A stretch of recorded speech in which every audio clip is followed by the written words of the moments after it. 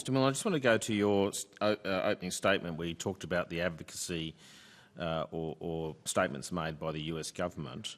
Are you aware that the US government have an advocacy service in the Department of Commerce that allows US entities to seek help from the US government to influence commerce-related matters in other countries? I have to say, Senator, I'm not specifically aware of that unit. Mr. Machin maybe, but no, he's shaking his head. So no, I'm not aware of that particular unit. But I'm certainly aware of, that we can and do have dialogue with the US government around policy developments around the world, as well as, of course, within the US. Okay, so their advocacy centre allows them to initiate all sorts of contact and advocacy from the US government's Department of State and a whole range of other different agencies, and actually that's borne out in Cablegate, in the WikiLeaks diplomatic cables that were released. You can see that all the way through there, and relying on a statement that the US government has, or an agency of the US government has indicated they don't like this, is problematic in circumstances where they're simply engaging in advocacy for US industry without declaring what they're doing. You would agree that would be improper, or at least not what we would expect from the US government? Senator, I think that's a matter for you to raise with the US government. Okay. I was simply stating, and I'm hoping stating what they've said in their submission. I'm hoping they may come to the next hearing.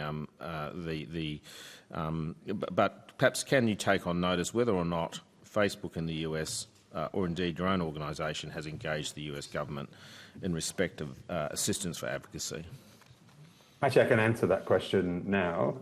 We have discussed the Australian news bargaining law with the US government.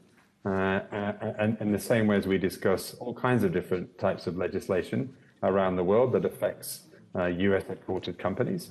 So we have had those discussions with them.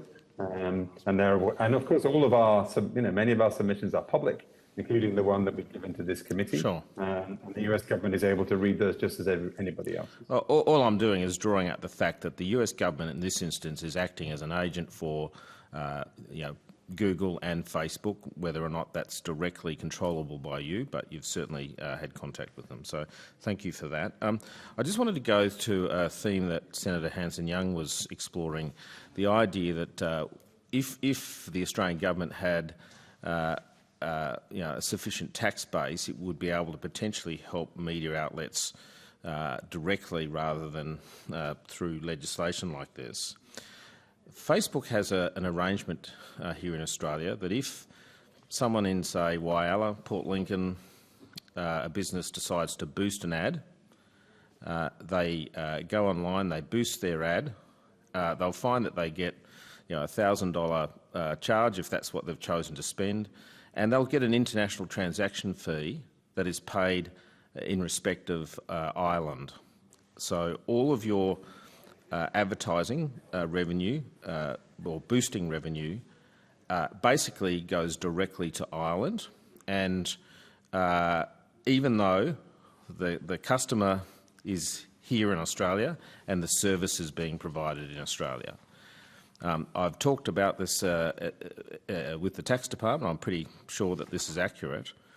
How is that fair in the context of Facebook does have an operation here in Australia. You rely on our education system, you rely on our health system, you rely on the police services, the legal system, all of those sorts of things, but you are avoiding the paying of tax here in Australia through that mechanism. I'm not saying you're doing anything unlawful, and the OECD is looking at this through its BEPS 2.0 program, but it's not morally proper, is it?